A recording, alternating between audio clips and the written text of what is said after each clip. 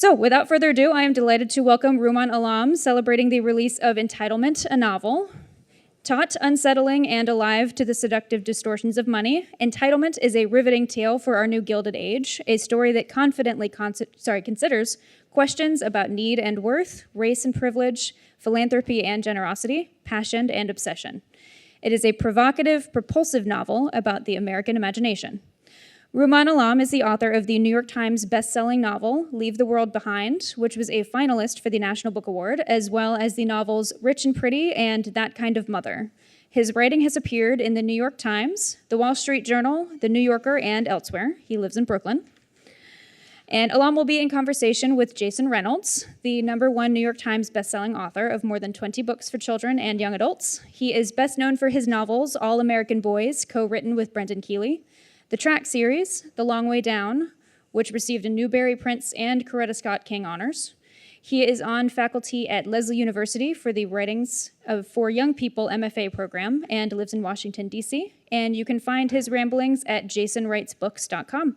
So please join me in welcoming to Politics and Prose, Rumaan Alam and Jason Reynolds.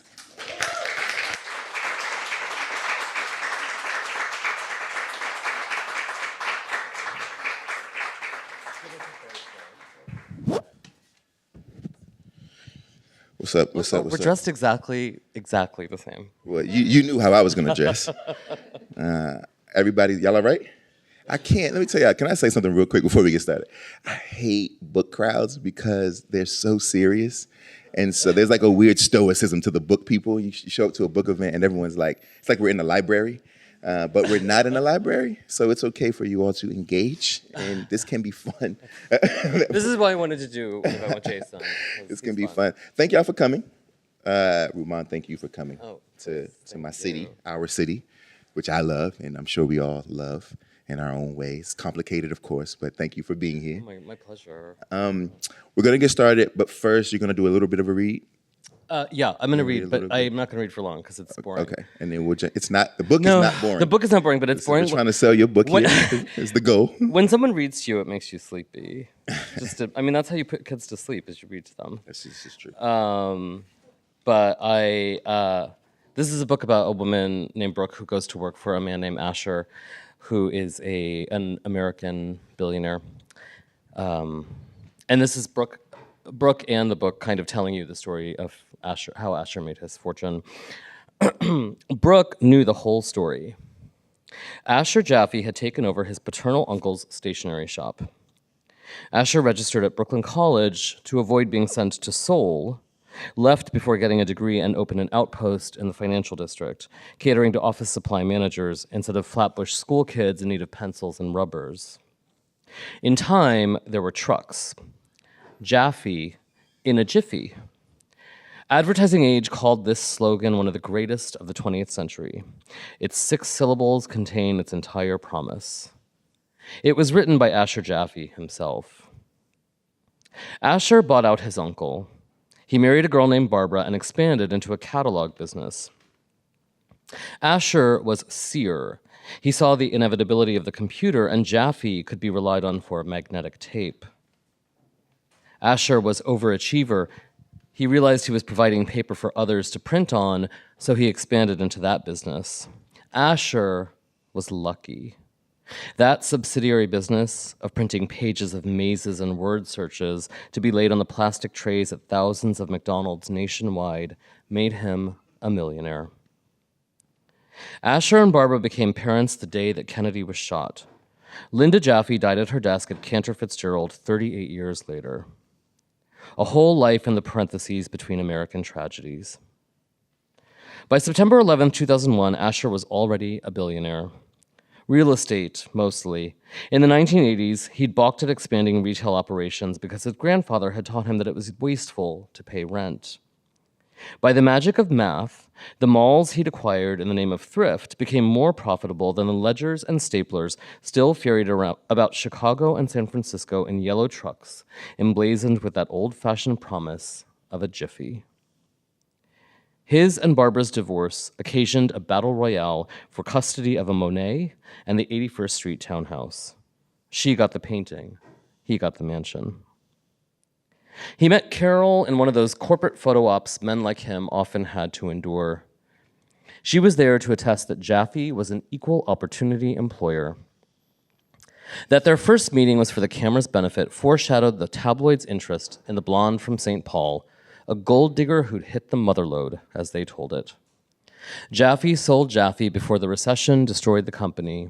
He was an informal economic advisor to the elder Bush's administration, invested wisely, Microsoft, joined corporate boards, wrote a business book, paper thin, making $1 million out of nothing, monitored his money, and then resolved to give it all away. The man's own words about the death of his daughter were an early viral sensation for his friend Ariana's new publishing venture. Some actuary had sat down and done the math. Uncle Sam tendered $3 million of condolence. In the face of reality, Jaffe wrote, money means nothing. The question is how to make a life with meaning. So he was declaring it aloud. He would get rid of his money until he was left with only peace. There was disagreement on the internet as to Asher's net worth, but Brooke trusted Forbes, which put it around $3.7 billion. I'll stop there.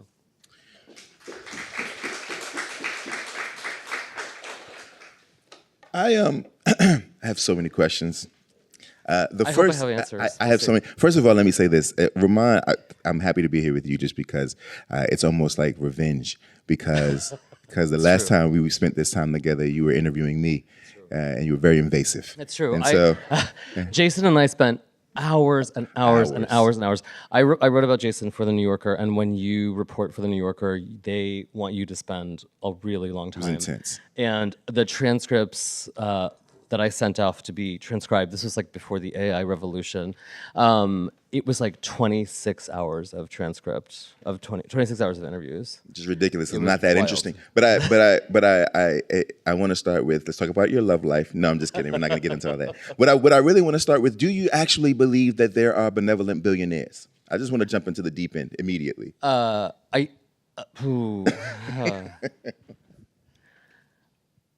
think that fiction, maybe one of the things that I love about fiction is that it is a form that it can allow for nuance. Mm-hmm. So Bill Gates made a fortune. Did he make it ethically? I don't know. It depends on how much you care about antitrust law. I don't really care about antitrust law, and I don't think he ever killed anybody, right? So he made a fortune. And then he decided to spend some percentage of that fortune on curing malaria. Malaria kills the most people on this planet every year, and he effectively cured malaria. It is insane. It's actually crazy. He obviously did not do that alone, and obviously he was endowing the people who really did that. Nevertheless, that's a pretty extraordinary thing to choose to do with your fortune when there are other billionaires who simply want to go to space or whatever dumb shit they want to do. So I think that's extraordinary. But I think philanthropy is really a matter of perspective. Is Betsy DeVos a philanthropist? It depends on your politics. She's devoted her fortune, which is predicated on a pyramid scheme, to destroying one of this country's most remarkable things, which is public education. Right. But there are people who consider that philanthropic. So I don't want to know those people, but this is a matter of perspective, you know? Yeah. I mean, I think I agree, reluctantly. I do reluctantly agree, but there is something... Oh, Rihanna is a benevolent billionaire. Okay, there, I thought of one. I think so. And we won't stay here long, but because I don't have any fear. I don't agree or disagree. I don't think about Rihanna, except for the fact that I'm not sure that. Okay, the person in this book is a billionaire in a way that he has access to an extraordinary amount of liquid. Yeah. I don't know if Rihanna is the kind of billionaire that had, right? She's a more theoretical billionaire. Right. Her assets are worth, her company, right, is worth $1 billion. That's different than a person who can do what our main character is doing in this particular novel, which changes the ethical nature of his lifestyle, right? And so my question, I want to get into the book, but I have one more silly question that I have to ask, and then we'll dive into the actual nuance of the story. Let's say it's you. Right? You're this billionaire. What's the most ridiculous thing you buy? And what do you donate your money to first? I mean, this is the game that we all play when you see the ads on the highway for the Powerball, and you think, if we won $650 million, you tell yourself, well, first of all, I would pay like my husband's student loans, and then I would pay like my dear friend's student loans, right? And then you think I'd pay for my kids to go to college, I'd pay for their cousins to go to college. You make that promise to yourself, but that's a very easy a promise to make when it's theoretical. When it's actual, when it comes to sort of putting your money where your mouth is, I think it's more complicated, right? What's the tax advantage to me sending my in-laws' kids to college, right? Like, is that what my lawyer is going to say to me when it comes time to write that check, right? Like, are they going to say like, oh, you shouldn't do this. This opens you up to this liability, or, whatever. It's hard to know. A lot of what I work out in the book, I mean, Asher is an old man, an old white guy, so I couldn't necessarily give him everything that I would have wanted, but I did give him some things that I want. He's sort of like listing what is in his art collection, and some of that is like not my taste, but some of it is my taste. And I was like, oh, this is a fun exercise to say, like, I could stroll into Christie's and buy a Helen Frankenthaler for $850,000 and not sweat it. That sounds incredible to me. Fair enough. I want to talk about Brooke. Brooke is. So I have to tell you that I thought this story was going to be something and it became something very different, which I appreciate about all of your work, by the way. I'm sure everyone here has read Leave the World. Yes. Okay. Thankfully, I'm very happy and proud of you all. And so this time around, who I think we're following is not who we're actually following, right? And it's not like a bait and switch. We know this early on, but I didn't see it going the way that it went, thankfully, and I won't spoil it for you all. But I do want to talk about our protagonist, our co-protagonist, sort of, right? Who is Brooke. Brooke is this woman who is working for our rich white man. And my question to you is, and I'm so curious about this, I love the choice, but I'm curious why you made Brooke a Black woman. Mm-hmm. I think it has to, it helps the novel function if you understand the two figures at its center as opposite, as Black and white, young and old, male and female. And the opposite of very rich, which is what Asher is not poor, but middle class. Right. So they're very rich and middle class, and that is sort of like, and I don't know. I think you just have the case you want to litigate in the book, and she had to be Black. Like it functions so much better if she's Black, because you cannot exist as a Black person on the page. This may be possible in reality, but I don't know. It's definitely not possible on the page without a reader's expectation that the fiction will engage with the question of race. Right? I think you and I have spoken about this. Is a Black character allowed the liberty of caprice, to be someone who's only interested in romance or family life or professional ambition, all the things that fictional characters that operate in the machine of a novel care about? They are, of course, but they are also expected to carry the weight of interrogating the question of race. And so the book withholds that for a long time until it decides to finally reckon with the question of race, because it's almost as though you have to, if you're Black in a fiction. It was interesting, as books are so fascinating because we bring our stuff to them too, right? And so for me, reading the story and reading about this Black woman who's working for this rich white man and was given this task of basically giving away this rich white man's money, right? Which is oversimplifying it, but it is sort of it's basically right. That is the task, right? She is her job is to give away his money,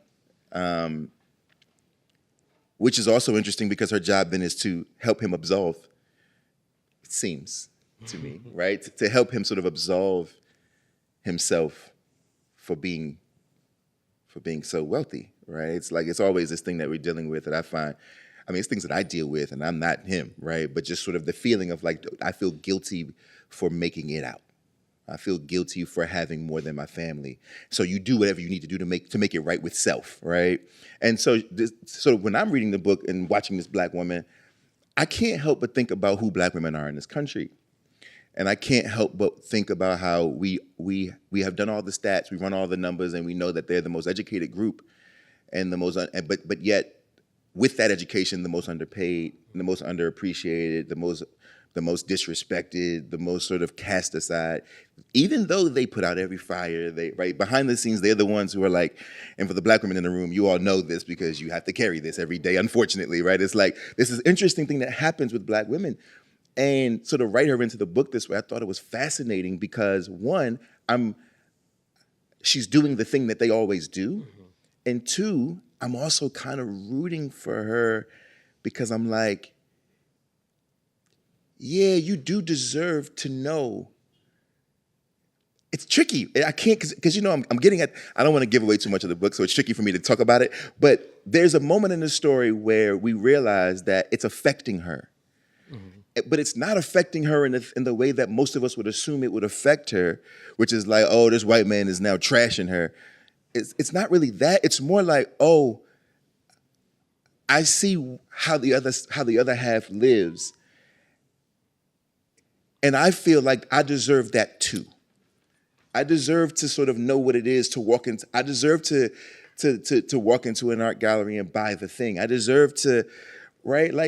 I mean, he tells her like, you're entitled. He says this to her at the beginning of the story, like, you're entitled to a particular kind of life, and I agree with it, and yet I don't.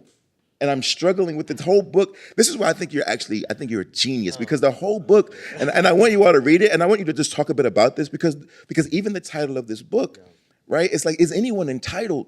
Is anyone entitled, right? But he tells her early on, like, because I'm also like, yeah, Black girl, you are entitled. And then I'm like, ain't nobody really entitled, right? And so just talk a bit about entitlement and how you came up with this, the title of why you chose to title it, and how that kind of is. It is the sort of, we're in the entitlement incubator the whole time, right? What that means. Yeah, the title, I think, does hold a lot of what the book is trying to talk about. Entitlement, of course, I think has a negative connotation. You would apply it to a certain kind of attitude of entitlement that would put somebody off. At the same time, entitlement, as a matter of policy language, is applied to welfare programs. So we speak of entitlements, state entitlements, which is a very different way of using the same word. And entitlement also is a quality that we may admire in a certain person and not in others. Maybe that's what I was feeling. And I think that, like, one of the questions the book is asking is a 33-year-old Black woman allowed to act as entitled as an 83-year-old white man? And he does advise her at the book's outset that will deliver her in life. Right.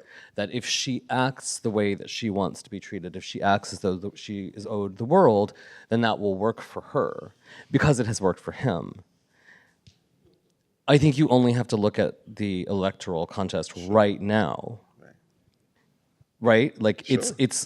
It's kind of an astonishing situation in which a truly entitled person who has never really accomplished anything, despite somehow being the president once before, loves to talk about how an obviously accomplished person who has held significant public office in this country for a long time is not deserving. Like, it's a very interesting, I mean, it's like very legible probably to everyone in this room what that is really about, but it is an interesting way, it's interesting to see it sort of distilled down to this question of, like, who gets to be entitled to, in this case, power.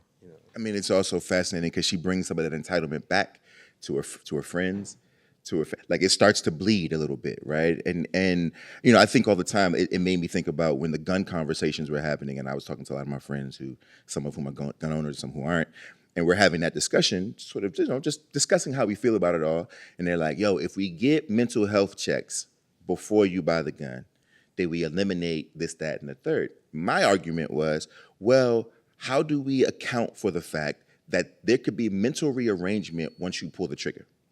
Right? And so in this story, right, now, because it could be like everybody thinks they know who they'd be before they're like, if I had $1 billion, nothing would change. You are who you are. We hear all these adages like, money don't change you. It just highlights who you already were. No, it changes you, right? Like, and the truth is that there's no way you could know that until you know that, right? And even if you're with some, if you're proximate to that kind of wealth, how it can bleed.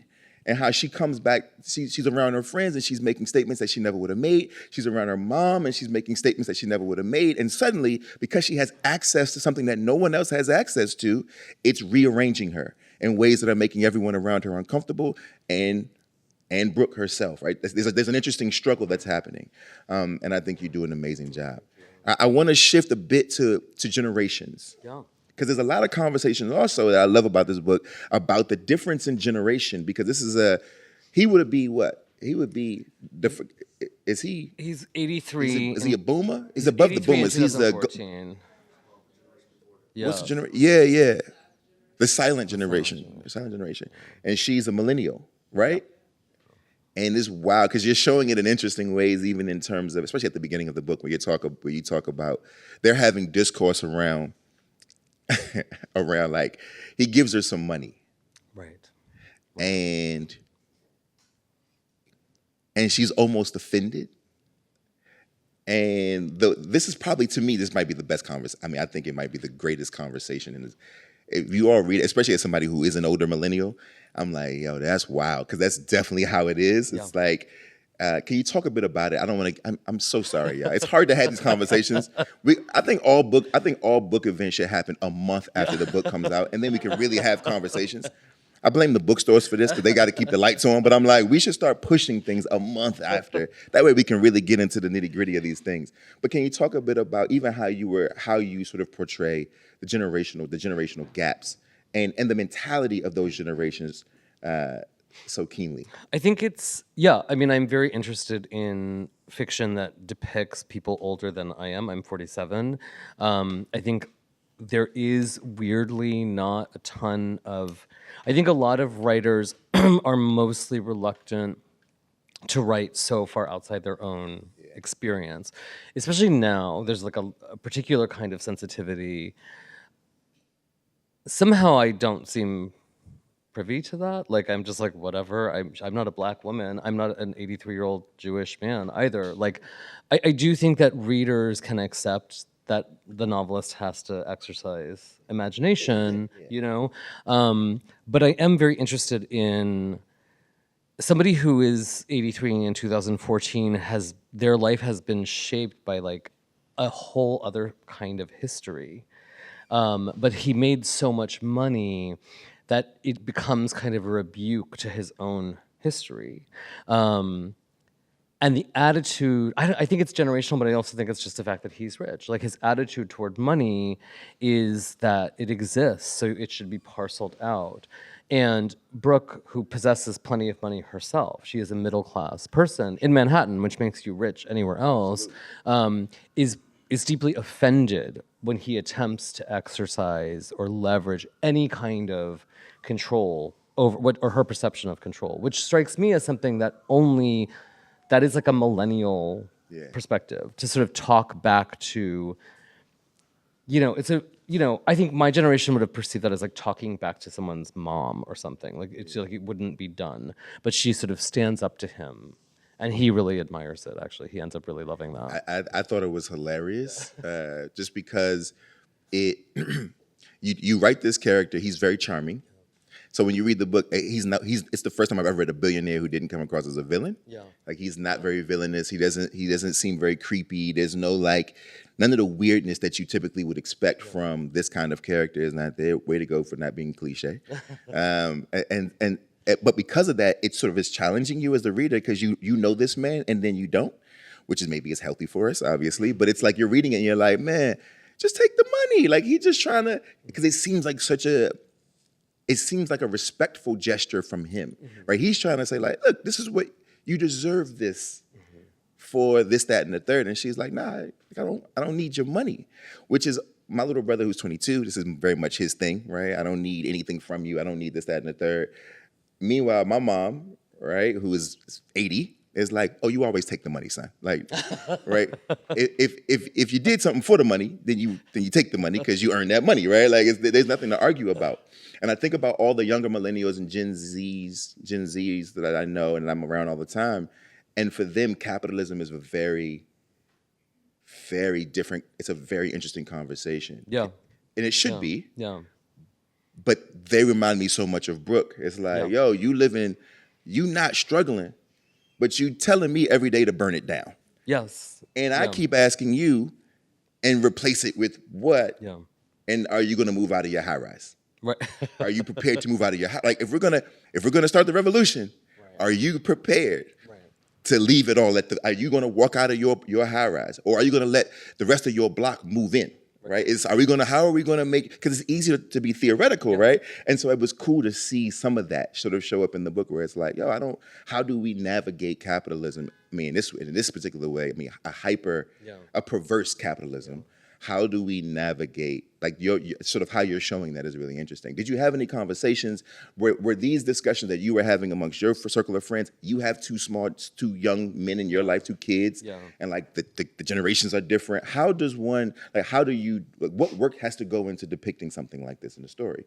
Well, I think, as you're saying, if you spend any time with people who are like a decade or so younger than we are, I'm older than you, but they do have a very different politics and a very vocal perspective on the ethics associated with money and capitalism. You know, I was not interested in writing, as you say, like Asher, the billionaire, is not like a bad guy, because I was not interested. It's very easy to me to make him a sexual harasser or a defense contractor. Like, he made his money in this ridiculous way of selling paper, you know?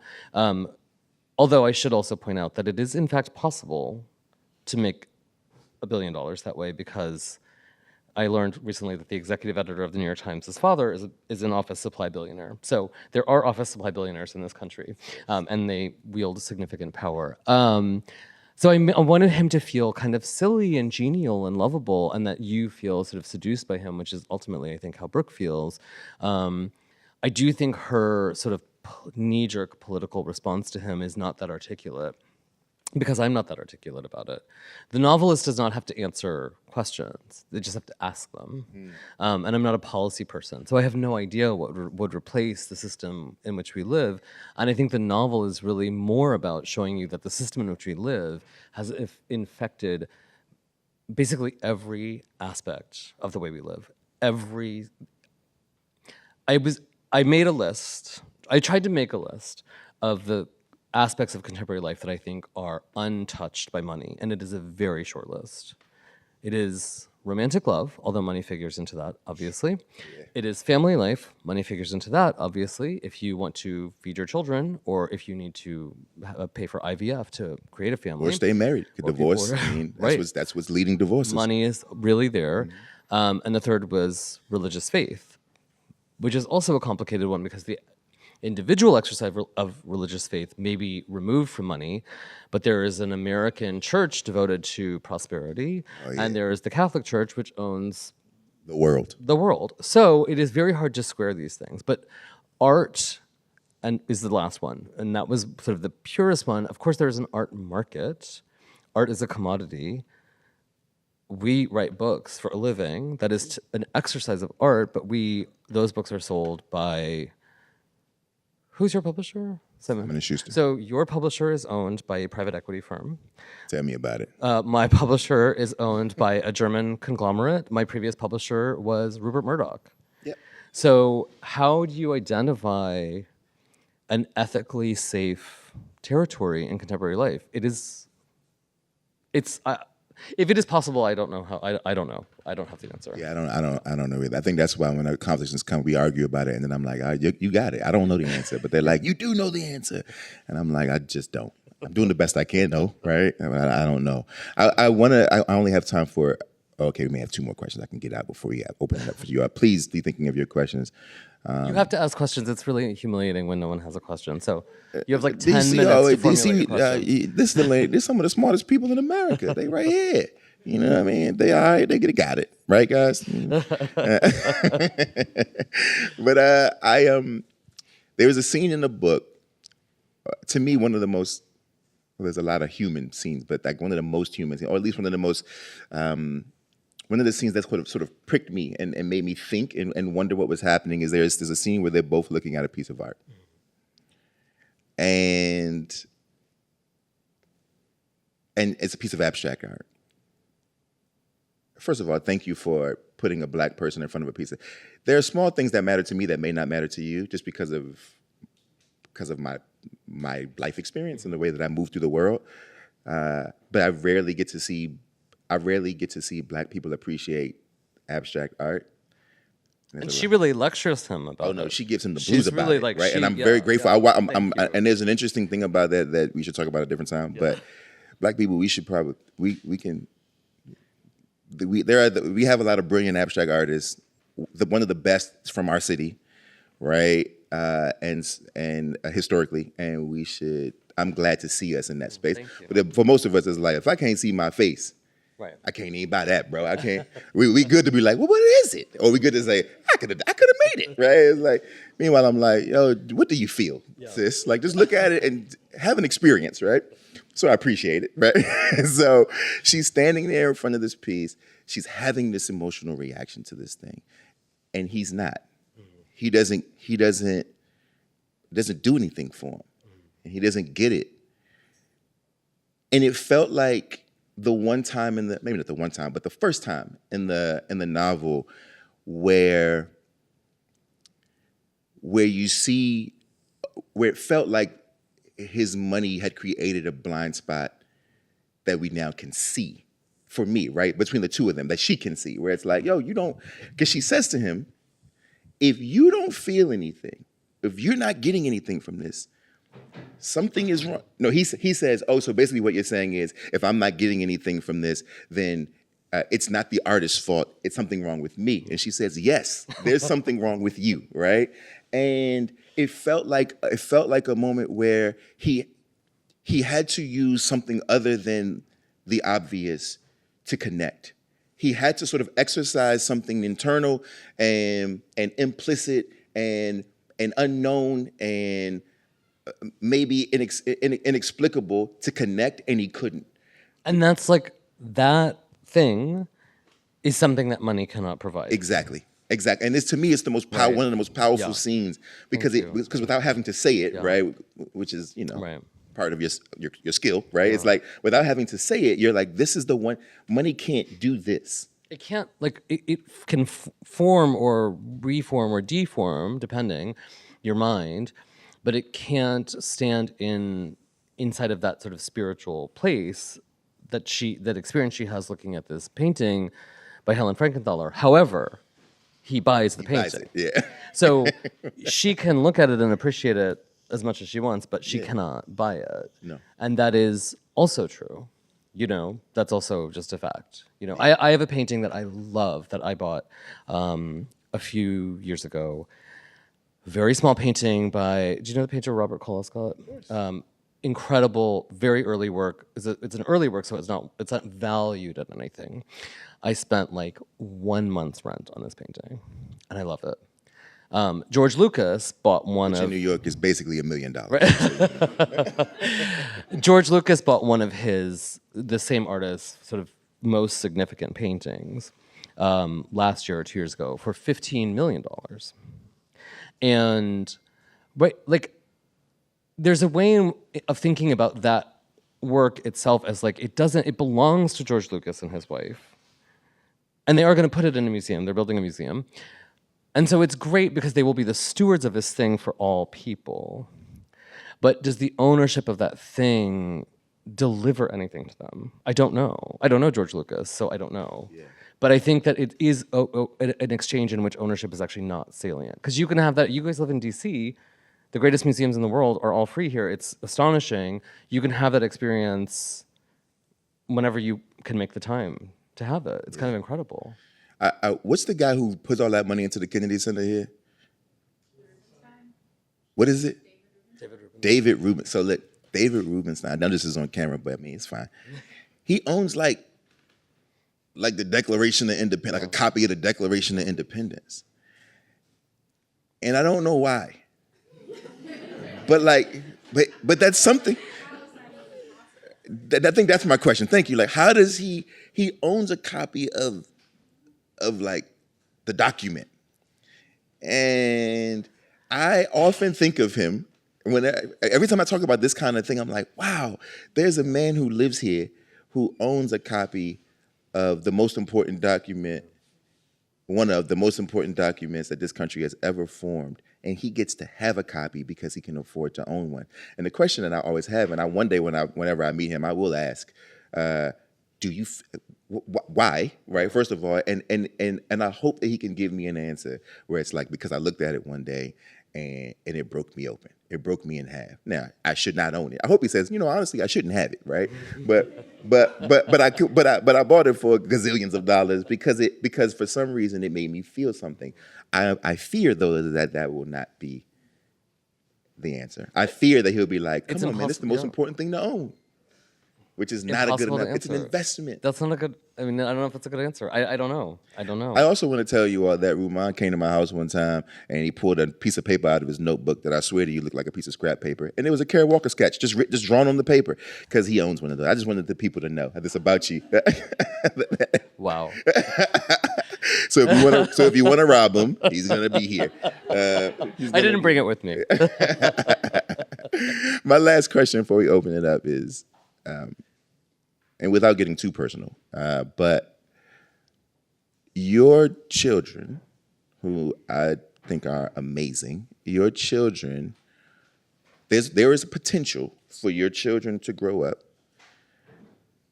differently, right? Not to the, obviously, maybe not to the extreme as Asher, right? Maybe, because who knows what happens to you, right? Yeah. I mean, you're a big deal. Right? I like your optimism. Yeah. Knock on wood. But there's a good chance that your children are growing up differently. Like, what are your thoughts around? Because I finished this story. Honestly, it was an interesting thing because I finished this story and I was like, I don't know. I feel lots of things, but I don't feel like I'm not upset with anyone. Right? Like the bad guy in the book is money. Is the money, right? Is the money. And so how do we stop the bad guy from getting your babies? Impossible to answer because you need money. We have to pay our rent. We have to pay our health insurance. Yeah. We have parents who require help when they get older. We may have children who require help when they're younger. You may choose to send your children to a private school. Like there's a million, it's September and they need new backpacks and shoes. Their feet grow. My kids' feet grow every day. It's baffling. I don't know how. And that requires money. Yeah. It's the system that we've erected. I'm traveling right now. I was in Boston. I don't know, wherever I was. I was like, I was sneezing. I sneezed like 40 times in a row. And I was like, I have to go buy some allergy medicine. And it's $22 for 5 pills. What is in this medicine? I know. Literally $22 for 5 pills. And it's not privation for me. It's not a hardship for me. So I can do it without thinking about it. When we just moved, this is a funny story, but we just moved and we went to, my kids would refuse to help because they're teenagers. But the thing they got excited about was I had a bag of change. And I was like, oh, we can go to the Coinstar machine. And that they were very excited about that. So we tried to estimate how much money was in this bag of change. And we took it to the Coinstar machine. And if you pour it all in and it's really cool and it sorts it, and then you get the full amount if you choose a gift card. So the choices are like Dave & Buster's or Starbucks. I was like, well, I'll just get a Starbucks gift card. It was $98, so much money. So I put this Starbucks gift card on my phone. And now I go to Starbucks and it's like I'm not spending any money. It's like, just look at my phone, just like make this beeping sound, and the money just vanishes because money is so abstract. And that's exactly the same principle that governs like American Express. Like, it's like you don't really feel that connected to it. And certainly for my children, they feel wholly disconnected from the labor that their parents perform to make the money that they spend. So they just have no relationship to it. And most of us don't. We have a very abstract relationship to it, and yet it is such a big part of our lives. We're going to open it up, but I have to say that for those of you who haven't read it and are going to read it, I think without him writing a collection of essays, I think he's created a novel that allows us to complicate our arguments around it all. I think it's easy. Look, I have my own complications with it all. I think all of us have to in this particular country. It's a tough, sort of weird sort of system that we live in that we have to rely on, and yet we know there are moments and parts of it that are utterly disgusting, and we don't always know how to reconcile, right, those things. And I think it's okay to not know how to reconcile. And I think this book is a prime example of what the inability to reconcile it might look like, right? And that the bad guy is, as he put it, in this particular story, right? Because we know that there are also really bad guys in the world, right? But in this particular story, the bad guy is the thing that we're all fighting about, right? That we're all getting played over every single day of our lives. And so please read it and wrestle with the arguments. I think we need to kind of do more of that instead of all of the screaming about who knows they're right about the thing. So thank you for writing it, man. It did a number on me, for sure. All right. Put your hand in the air. We'll take some Q&A. Will you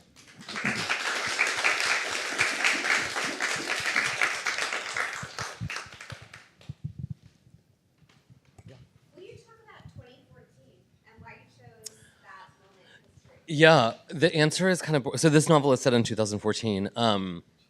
I think that was a useful time to talk about where the political friction was very different. It's hard to remember, I think, now. And also, it was a long time ago now. So this is kind of an historical fiction. So that's one answer, but there's another answer which I think is going to be true for a lot of fiction. A lot of novels that my colleagues are going to produce and we're going to see in the next handful of years are going to be set prior to 2016, because I think that if you're writing a book about one particular thing, you don't want it to be taken over by Trump or the pandemic. It just feels so distracting. And I think it presses like a pressure point in the reader that is so discomforting and so just like distracting. He is I've never known of a more distracting person. It's like having a toddler with you all the time. Like, that's what he's like. And I just didn't want that to distract. But it's also very useful because you can watch the story play out. There's a moment where Asher talks about, they speak of the kind of inevitability of Hillary Clinton administration, which is kind of how a lot of people spoke at the time. And the reader, I hope, feels like a particular twinge of like, oh, right, like I know how the story ends, but the people on the page don't know how it ends, you know. Also, we're recording today's event, so please talk to the mic and wait for the mic to come to you. Thank you. Hello, thank you for coming. I work in the world of nonprofits, and I find the relationship between philanthropists and nonprofits really interesting, but it's not really a topic that's in a lot of pop culture books. So what interested you about this world, and did you have a hard time selling the book? My interest in philanthropy, I do think that there has been more conversation about it. I think one book that I read that I thought was very interesting was Empire of Pain, which is a book about the Sackler family, which I think a lot of people know.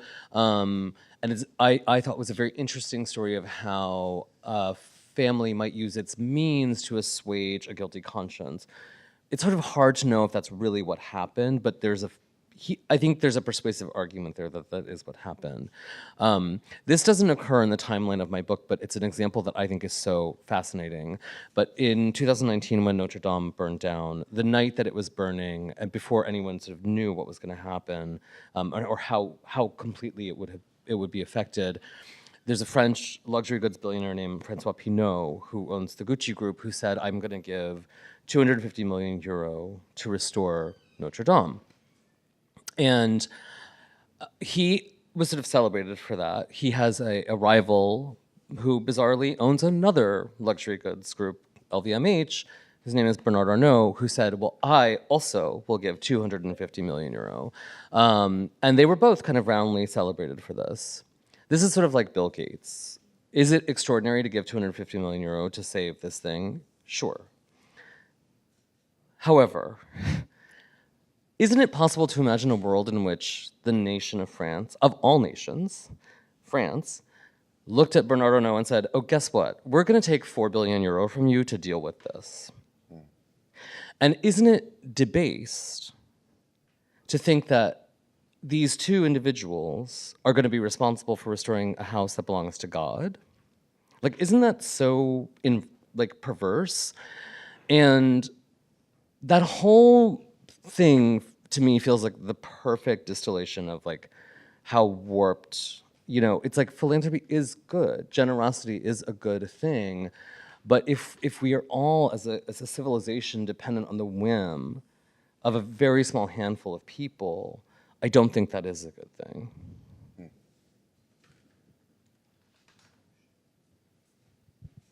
Yeah, we got you next.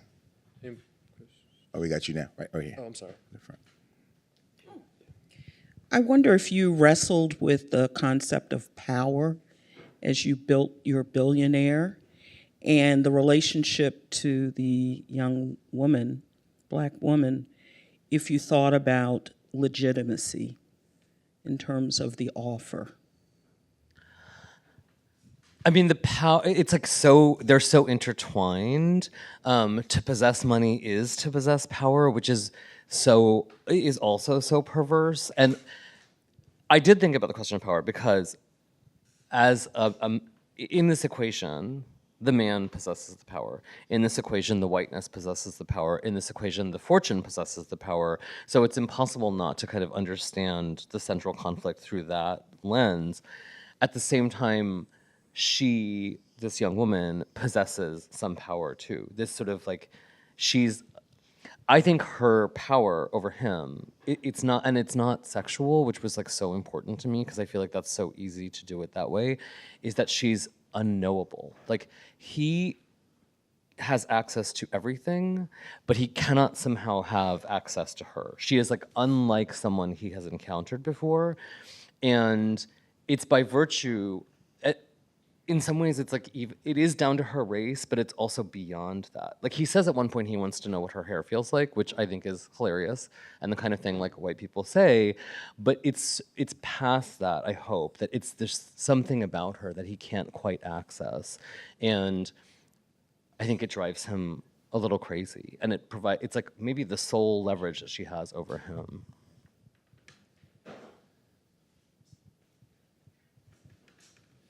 Hi, so I loved the example of the discussion in front of a piece of art as a way of using setting to kind of frame the character interaction. How did you approach using setting as a frame for like reinforcing a power structure or like imbalancing power structure between these two main characters? See what kind of questions you get here. You see what's happening. Yeah, that is a really good. You're right, Jason. I should have expected only the best from this audience. That is a good question. That is a really good question because I do think of very rich people as living in some other place that's like just parallel to where we live. I mean, I don't want to make any assumption. There could be a super rich person in this room. Every time I have been around someone who is really rich, like truly like astonishingly rich, it's happened like 2 or 3 times. Where they have been has been freezing cold. Rich people love to be cold. I don't know why. Like, I'm serious, like a refrigerator. Like this house, this is like a 72,000 square foot house. And I was like, it's like a meat locker in here. I do not understand how this is possible. So I did think about that, but I have a connection at Christie's, the auction house, and I went I went to Christie's and I asked to see, because anyone can go to Christie's. You don't have to be buying something to go there. Anyone can go there. However, there is a way you can have an experience there that most of us in this room probably couldn't have if you're seriously interested in buying something. And I told this woman I know, I said, I want to see what that is. And so I got to see what that is. And it's wild. Like, you go into this other part of the auction house, and there are these private rooms that are kind of like chapels.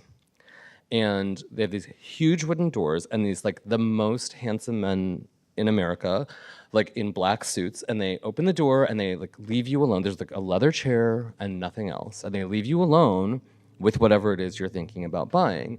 Because if you're gonna buy a Basquiat for $50 million, they're gonna try and finesse you a little bit because the auction premium is a significant amount of money. When I went, I'm actually have an essay about this coming out tomorrow because it's one of the weirdest things that has ever happened to me in my life. The Financial Times. In the book, what happens between them at Christie's is that they see a painting by Helen Frankenthaler. When I went to Christie's, it was the summertime. It was 20 degrees in their building. At least it's like for preservation, but it was freezing cold.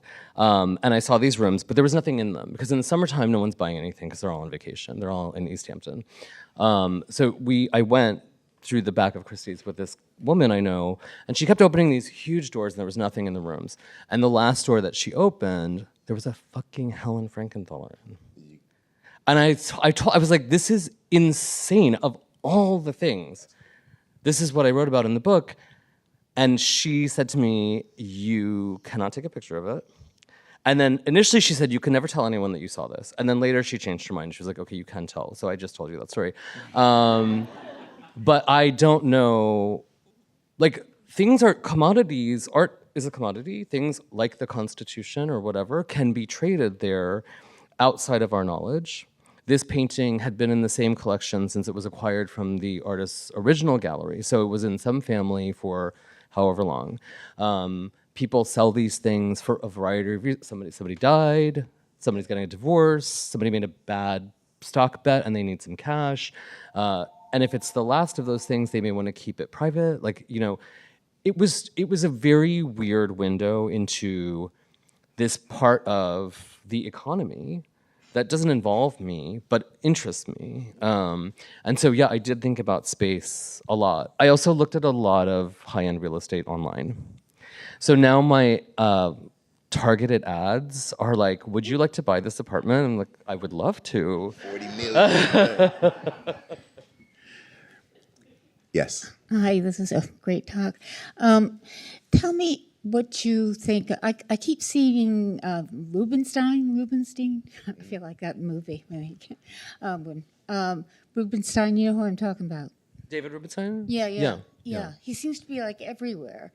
And I mean, Magna Carta, for God's sake. Yeah. Nah, it was just a loan, but Yeah. I mean, I think. I don't know what I think about that kind of stuff. Like, I just don't know. I think perhaps it is better that it is in the hands of someone who is committed to the preservation of these sorts of things. But I really don't know. Like, what are the ethics of that ownership at that scale, and how do we decide? How do we say, like, oh yeah, you can possess like this Picasso, but not that Picasso, because that has to belong to all of human society? I don't know how you make that decision. I mean, I'd happily do it if they wanted to put me in charge, but Yeah. David, it's weird. I mean, he dumps his money everywhere. I mean, he's basically the character in this he's book. He's a very active philanthropist, and I do feel like I share politics with him, so I don't feel like provoked in the way that I do with like this, the more silent actors or like the Walton family who are like sort of constantly and actively trying to weaken, inheritance law, or the Disney family trying to weaken copyright law. Like it's or strengthen, make it more onerous. Like it's complicated. I don't know. The Walton family is also the reason why there would never be an Asher like this again. No. They could never yes, you could make $1 billion selling paper, not anymore. You could then, Right. But the Waltons, that would never happen, and also because of Amazon. So that would never, Right. they would get eaten up before they even had a chance to make the B. Yeah. Right? So Yeah. like that's over. Which means there's probably more bad billionaires now, is my argument. I mean, that would be my risk. Yeah. Yeah. Hi, my name is Dawn. Thank you so much for coming. My question is, because you have been referring to Bill Gates a couple times in this, I was just thinking about the perspective of how billionaires are almost desensitized in the sense of how they relate to like our level of humanism. And I think a lot of it is in the reference to how they consider their children. For instance, Elon Musk, it almost comes across as like he's looking at them as population, like, overpopulating. Or even Bill Gates that you referred to, the fact that he says he doesn't want to provide his children his full inheritance. He might give them, and then I'm just kind of thinking, is your character, your billionaire character, does he have any collateral to lose in the sense of children or some kind of, in that humanism comparison? Or, I mean, if he doesn't, like, I don't know what your opinion is personally about how billionaires try to relate to. Is it like a succession kind of mindset that you have for them, or?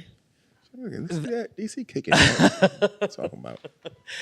The impetus in the book for him to give his fortune away is the death of his daughter.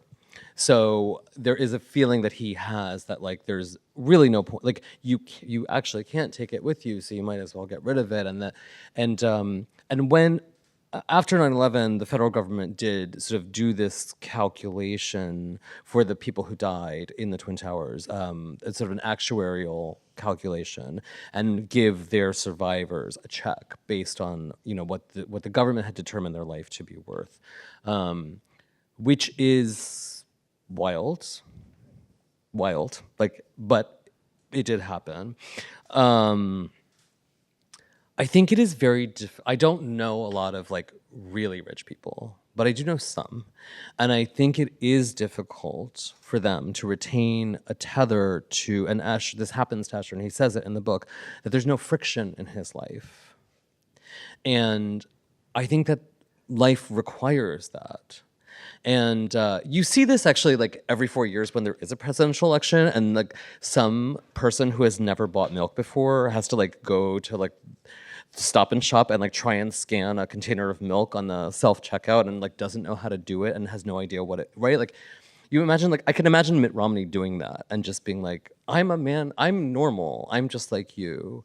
So I don't think it's only about having children, because I think there are a lot of ways to have like meaningful connections to reality. But I do think that those connections are actually a source of wealth that is like outside the logic of money. Like when you know someone and you care about them, and you don't even have to know them well. Like, I don't know, like the lady who lives down the street, and you have this relationship where she's like, I brought your package inside because I didn't, it's like there's something so valuable about that it's a little sad to think about a really profoundly rich person not being able to have that. Or I know someone who is very wealthy and has a really big staff. There are a lot of people around all the time. And I was there once and I was like, don't you ever just want to like go to the kitchen naked and like grab the peanut butter and a knife? Like, and could you do that? Like, I suppose you could, but then that would be predicated on you're not seeing your staff as people. It just seemed like sad to me, Would I want a private chef? No question. Like, that would be so sick if I never had to make dinner for my kids again. But also, like, would I miss making dinner for my kids? No. No?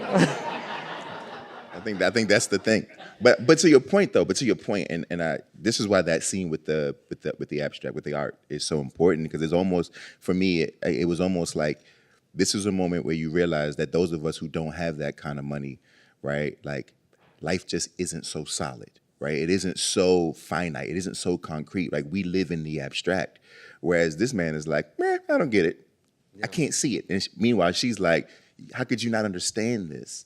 But he's incapable of understanding it because of the disconnect, because there's no friction, there's no stopgap, right? And that seems sad to me. It really does seem sad to me. And I think there are like a million cautionary tales about what has happened to the children of very rich people, right? Like I think that like the reason those tales exist is that like to develop as a human being, you actually need to have parameters. You need to have like logistical parameters to contain what's possible for you. So yeah, I don't know. It feels sad to me, but it is hard to reconcile with saying like, yeah, wouldn't I want to like fly private? Sure, you know, like wouldn't that be sick if you didn't have to wait in the TSA line? It'd be amazing. Would miss it. Sign me up. Sign me up. All right, we have time for one more. If there's any last question before we get out of here. I'm very proud of you, DC. When you did it. If not, up. I want to say something, but I don't have a question. So Okay, it's okay. It's the end, so now you can do it. Yeah. You know what I mean? I guess maybe standard, what's your inspiration? What was your inspiration with this book, the standard? Thank you. Yeah, I had the initial idea for the book was I wanted to, many years ago, a woman who I was acquainted with, who was a little older than me, was throwing a really big wedding. A really big wedding. And my husband said to me of her, he was like, there was a way in which it seemed like her husband to be was incidental to the proceedings. And my husband said, at some point in our culture, we should just allow people to like have a really big party and just like call it their wedding. Or like have some other noun for it and just like celebrate them at that point that they are in their life. And so people will buy you bed sheets and towels and whatever you want and just be like, we're glad you're around, And I thought that was so funny and also actually kind of true. And so the initial idea for the book was to write a book about a woman who decided to marry an apartment. We were just Jason is writing a novel, and we were just talking backstage about how like you have these ideas, and in some ways this book is about a woman who marries an apartment, but it's like it slips so far from that original idea. It's like the way it sort of comes out is hard to predict. But that was the original idea. That's dope. Yeah. that would have been cool to read. I also feel the same about funerals. I think we should just dead them. No pun intended. Yeah. I just wonder if we could just be like, oh, so-and-so has died. Let's skip to the repast part. Let's just have a party. Well, yes. You know what I mean? Let's just all get together, have a really good meal and laugh. We don't have to go through we don't have to do the crying part. all the choir and all the sadness. Yeah. Yeah. But that's you can plan my funeral, Jason. I got you. My last question now, we're out. And this is going to be wildly different than anything that we're talking about, but I've asked so many people this question, like all of our friends and colleagues, so many people that I've done this with over the past 10 years, the same question at the end of these things. So I'm going to ask you, if you could go back to your 10-year-old self, what would you thank 10-year-old Rumaan for? Thank? Well, that's when I started writing. I started writing when I was 8 years old. I figured. Yeah, so I would be like, yeah, you're onto it. You're onto something. That was the beginning. Stick with it, yeah. Stick with it. One day you'll write about a woman falling in love with an apartment. There you go. To marry it. Ladies and gentlemen, please get your hands together. Thank you, man.